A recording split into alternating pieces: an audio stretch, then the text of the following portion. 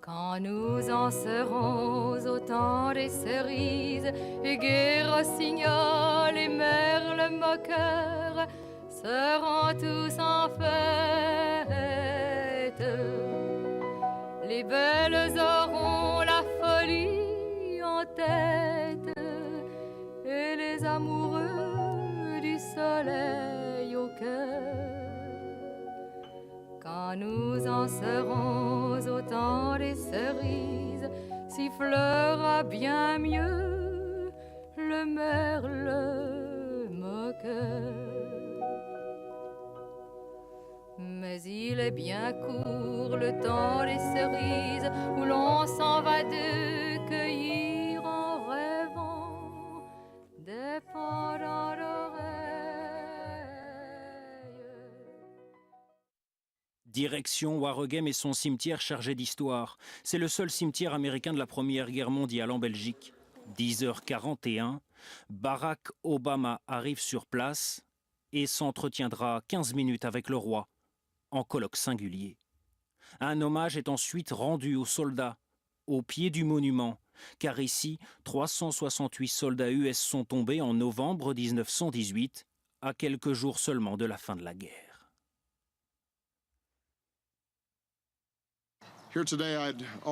Ici et aujourd'hui, j'ai remarqué que les leçons de cette guerre nous parlent toujours. Nos nations sont au cœur de l'effort international pour détruire les armes chimiques syriennes, les mêmes que celles qui ont été utilisées avec leurs effets dévastateurs sur ces mêmes champs de bataille. Nous pensions que nous avions banni leur usage, et nos efforts envoient le fort message selon lequel ces armes n'ont pas leur place dans un monde civilisé. C'est l'une des manières d'honorer ceux qui sont tombés ici. Nous nous souvenons et rendons honneur à tous ceux qui ont pris part à la Première Guerre mondiale, qui ont été tués ou blessés, et ceux qui, même s'ils ont survécu, ont été marqués pour toujours par cette terrible expérience. Nous serons toujours reconnaissants pour leur sacrifice.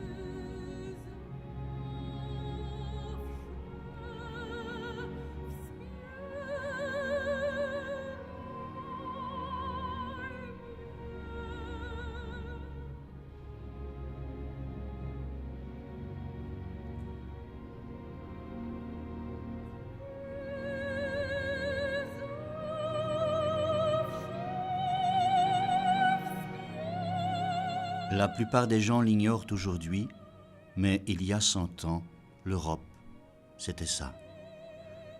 Un champ de bataille où l'on mourait beaucoup, pas très vieux, et le plus souvent sans très bien savoir pourquoi. Il y a 100 ans, des millions d'hommes jeunes, avec des allures de charlot, le geste saccadé, allaient hilars vers un enfer de boue. Et cela sans autre raison que cette bonne vieille haine de ceux d'en face.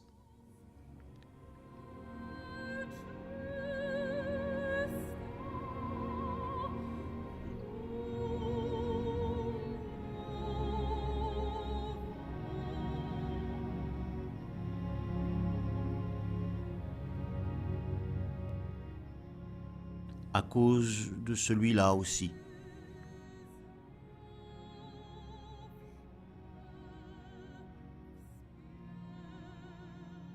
Ou de celui-ci peut-être.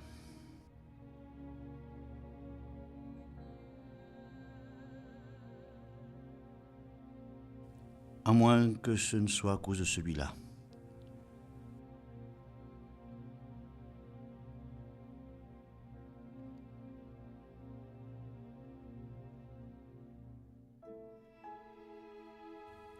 Un archiduc.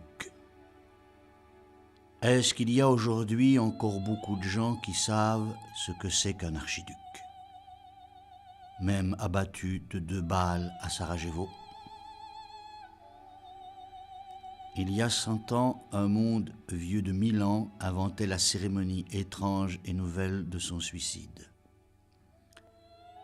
Une guerre mondiale. La Grande Guerre. Sans doute par référence à des petites moins importantes.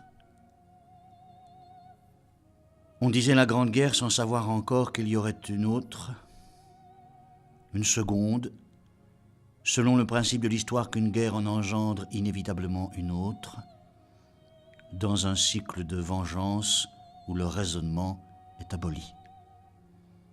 Une guerre, ça ne s'arrête jamais, sauf pour les morts, disait Platon.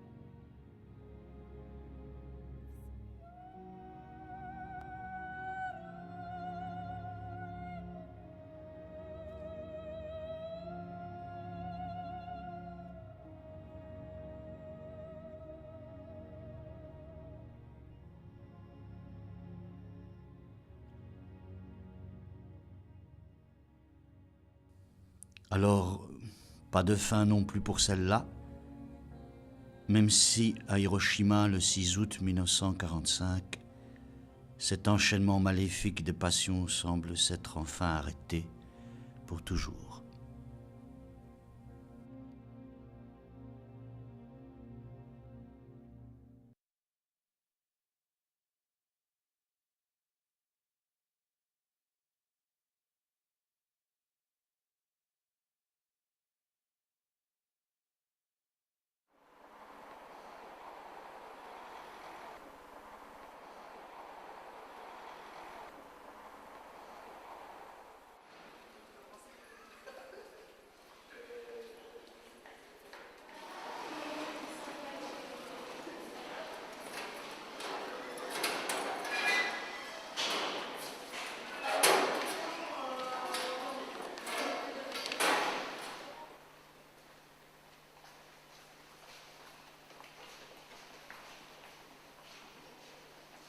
Bonjour. Bonjour mademoiselle. Est-ce que vous savez ce que ça représente? Ceci ou oui, ceci? Ceci. Non, pas vraiment, mais je déduis que ça a rapport avec la Première et la Deuxième Guerre mondiale.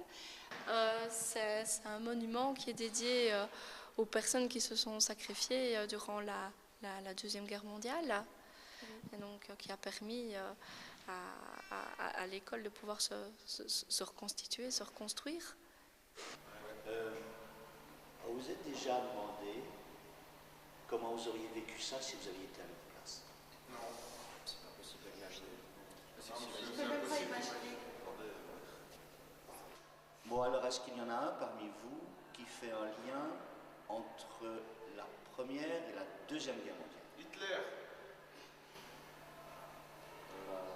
Ça suit, c'est une suite. C'est la première qui a Hitler. qu'on a eu une Deuxième Guerre mondiale. C'est à cause de la première qu'il y a eu une Deuxième Guerre mondiale. Et à l'école, on vous parle surtout de quelle guerre mondiale? La deuxième. Et de quel aspect on parle beaucoup, par Les exemple? Juifs. Les camps de concentration. Nombre de morts. Est-ce que vous savez, par exemple, quel est le bilan de la Première et de la Deuxième Guerre mondiale? Ensemble. Vous n'avez pas... Ça se compte en millions, je sais, précis. Pour la Première Guerre mondiale, une idée? Peut-être 12 millions. 10 millions. Et pour la Seconde Guerre mondiale? En plus, dans les 15 millions. Avoir plus. 6 fois plus, 60. Alors, Sabri, regarde bien. Est-ce que tu peux lire, par exemple, la toute dernière ligne qui est sur ce monument? Les décédé à Liège, 14 avril 1919. Et ça t'étonne pas la date qu'il y a sur ce monument? La guerre n'est-elle pas terminée en avril 1919? Ouais, elle a fini en 18, 14-18 la guerre. Oui, donc, pourquoi est-ce que ce monsieur se trouve sur le monument aux morts, bien qu'il soit décédé en 1919? Tu l'expliques ça ou... Franchement, j'ai aucune idée. Aucune idée? Non. En fait, je pense que c'est un homme qui est mort de ses blessures à la guerre.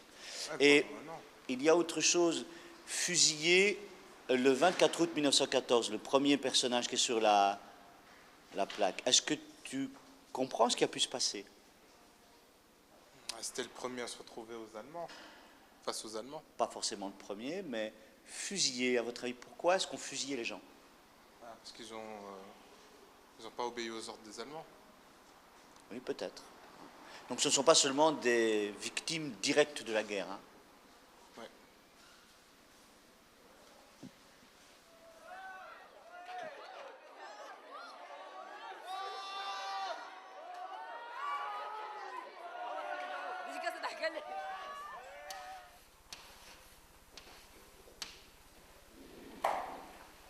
Moi, la Première Guerre mondiale. C'est de 1914 à 1918. Les tranchées dans la guerre, les obus, beaucoup de morts. Une perte de temps aussi, parce que 4 ans quand même, c'est pas trop... Qui a été déclaré à cause d'un meurtre. Je crois que c'était le fils de la duchesse de Serbie, non?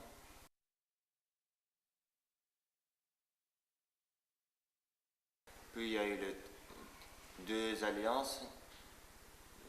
Il y a eu la triple alliance. L'Italie, l'Allemagne et la Roumanie.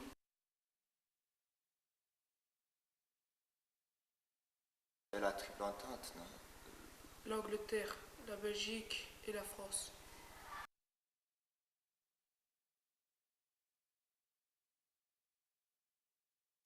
La Belgique est un pays neutre.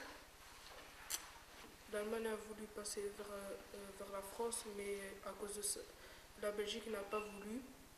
Ils ont combattu pour leur liberté. Même s'ils ont perdu la guerre, ils n'ont pas perdu leur âme. Dites-moi les enfants, est-ce qu'il y a encore la guerre quelque part?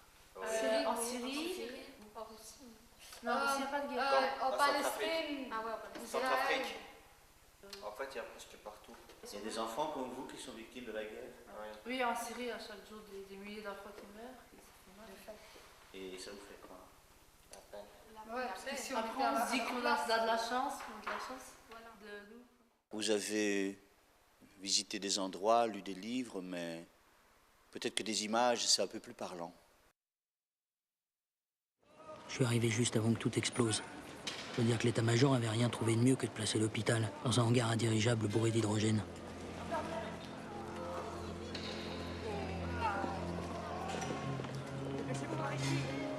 Le Bleuet a été évacué dans le convoi qui vient de partir. Il va s'en tirer? La blessure à la hanche n'est pas si grave, mais il a eu une très vilaine pneumonie. Je vous ai enregistrés tous les deux sous le nom de vos plaques matricules. Je veux rien savoir de plus, mais bonne chance quand même.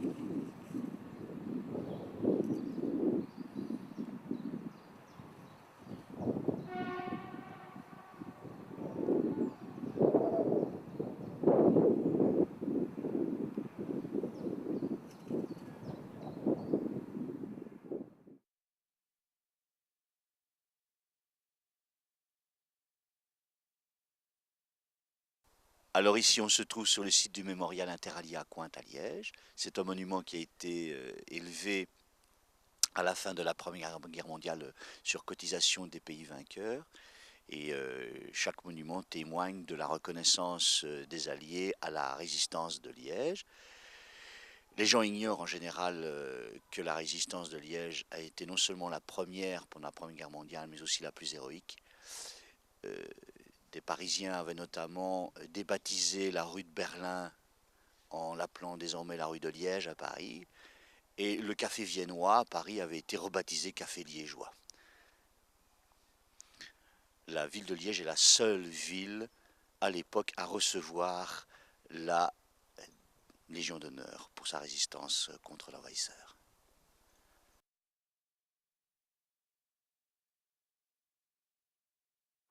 En interrogeant les gens sur le nom des rues, vous avez remarqué quoi? Oh, ils savent rien du tout, monsieur. Ils s'en foutent de la Première Guerre mondiale. C'est vrai qu'on a assez l'impression que pour eux, c'est du passé, qu'ils veulent pas s'en souvenir. L'impression que pour eux, voilà, c'est pas leur époque, donc c'est pas leur histoire.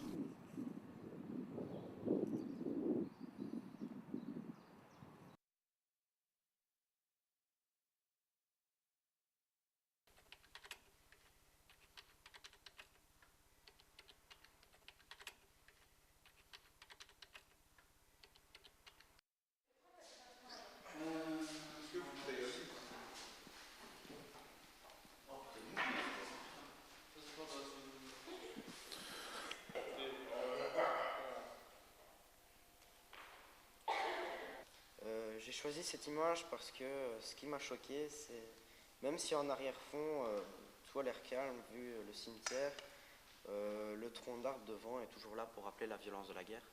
J'ai choisi cette image parce que ça résume bien la violence de la guerre, car ça montre un soldat allemand qui vient ramasser de la nourriture, des tranchées qui sont fait gazer. Moi j'ai choisi justement cette image parce qu'on voit qu'un lycée est transformé en hôpital et on voit justement des gens qui ont perdu des membres suite à une explosion. J'ai choisi cette photo parce que je suis choqué de la façon dans laquelle les soldats sont morts. Alors pour moi ça représente la violence de la guerre parce que ce sont des animaux qui meurent en grand nombre et la souffrance de l'animal aide parfois à mieux comprendre, à mieux saisir la souffrance humaine. Moi je pense que l'image qui m'a le plus marqué, c'est le cratère au fort de Lonsin. Voir l'effet ce qui a donné l'effet d'une poudrière qui a explosé à cause d'un des obus de la grosse Bertha, ça a été assez impressionnant. Ben voilà, moi j'ai choisi cette image aussi, parce qu'elle résume tout. C'est une botte comme ça, on se doute de ce qu'il y avait dedans, et elle résume la violence, elle résume la guerre, elle résume la Première Guerre mondiale, à mon sens. Si on doit résumer par un seul mot la Première Guerre mondiale, c'est violence absolue. Fatouma et Méchal, on est allés hier dans une maison de repos pour interroger des vieillards sur leurs souvenirs de la Première Guerre mondiale. Est-ce que l'une d'entre vous veut dire ce qui s'est passé hier? Oui, je trouve que c'est choquant et que la plupart des gens ne se rappellent pas de leur âge ou si leurs parents ont combattu à la guerre.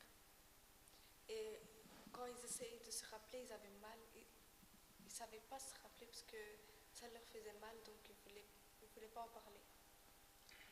Et vous avez éprouvé quoi en les voyant? Ben, ils ont presque tous perdu la mémoire et c'était vraiment difficile pour eux.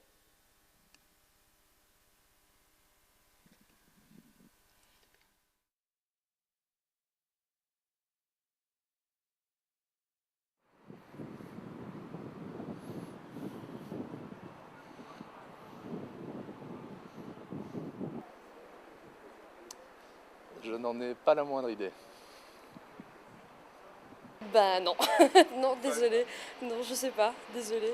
Non, je ne sais pas. Non, je sais pas. Sur cette place, dans la nuit du 20 août 1914, les Allemands ont, sans provocation, brûlé 20 maisons et fusillé 17 personnes.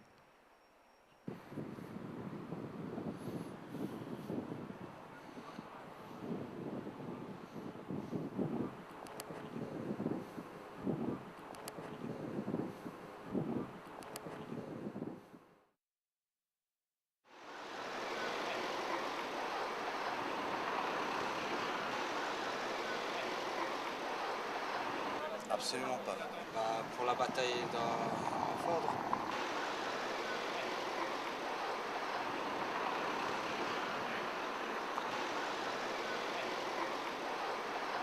Parce que c'était une ancienne caserne militaire, non? Non, du tout. La caserne. C'est le premier tué à Pepperster, c'est ça? Aucune idée, je sais pas. Parce que c'était une ancienne caserne, je pense. Il a été tué au début de la guerre 1914, c'est ça? Et c'est pour ça que la caserne porte ce nom-là. Eh bien, je l'ai su, mais je l'ai oublié.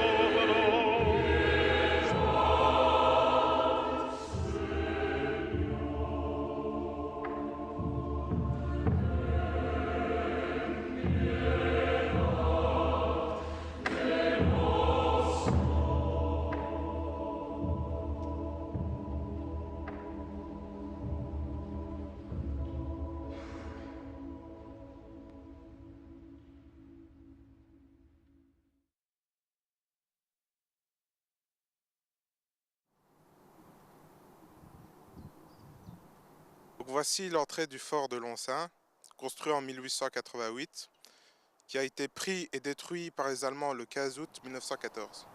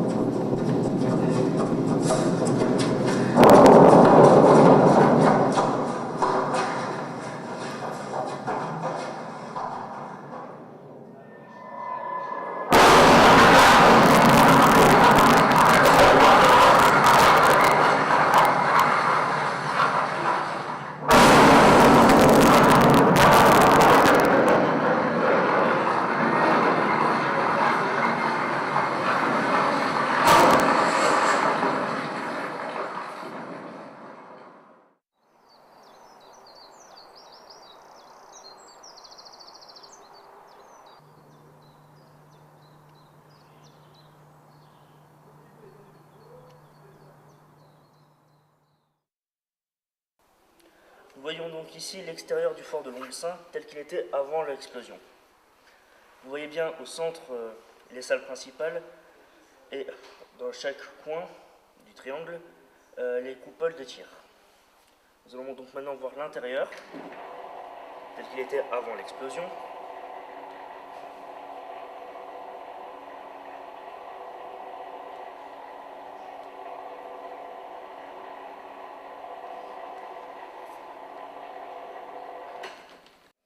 Voilà, ici on se retrouve à l'intérieur du fort de Loncin. On peut voir de longs couloirs. Ici aussi, on peut voir un bureau d'officier avec une photographie du commandant.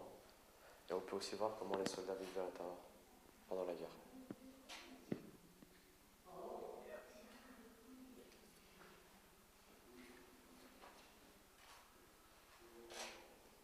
L'obus allemand qui a causé le cratère du fort de Loncin, il fait à peu près 1 tonne et son calibre c'est de 420 mm. Une munition à shrapnel. Pourquoi shrapnel? C'est en fait une munition qui, à la place d'exploser, tout simplement, elle éjectait des milliers de petites billes qui allaient tuer 100 à 200 hommes chaque obus. Une photographie datant de 1923 qui illustre tous les rescapés du fort de Lonsin. C'est dans cette salle mise à sa disposition que le lieutenant-général Leman, gouverneur de la position fortifiée de Liège, s'installe le 6 août suite à l'attaque fortuite de son QG de la rue Sainte-Foy par un détachement allemand.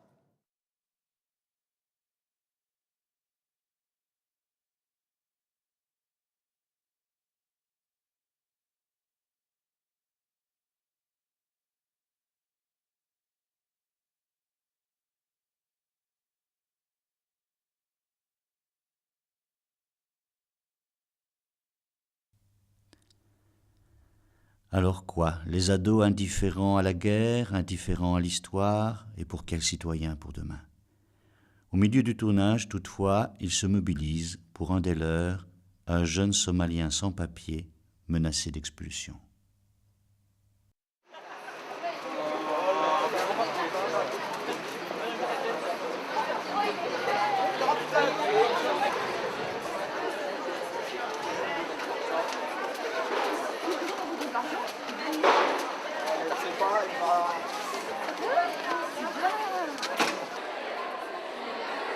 Parce que nous sommes évidemment ici dans un endroit de démocratie et qu'il est important d'être à l'écoute des citoyennes et des citoyens et d'être encore plus à l'écoute de la jeunesse. La jeunesse qui constitue l'avenir d'une société et nous considérons que vous devez avoir le sentiment d'être écouté, voire entendu. De nous remettre un document. Voilà. Merci.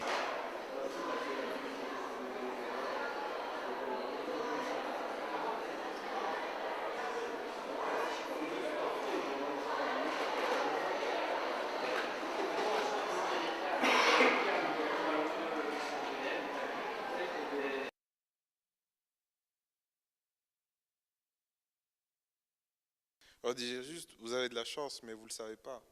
Je ne pense pas qu'ils arriveraient à s'imaginer du jour au lendemain, paf, ça y est, c'est la guerre, tout le monde doit être rapatrié, envoyé à boucherie quasiment.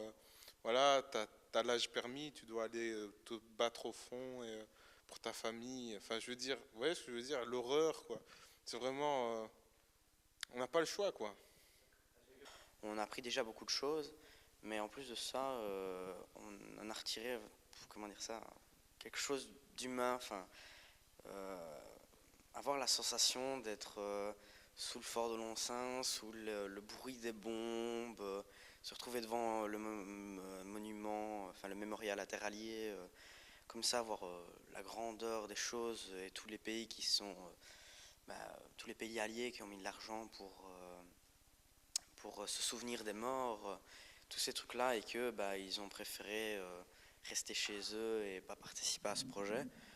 Je trouve ça dommage parce qu'ils ont raté vraiment quelque chose d'unique. Et voilà, c'est tout ce que je leur dirais. C'était assez horrible, déjà à la première. Et je pense que franchement, je n'aurais pas apprécié y être.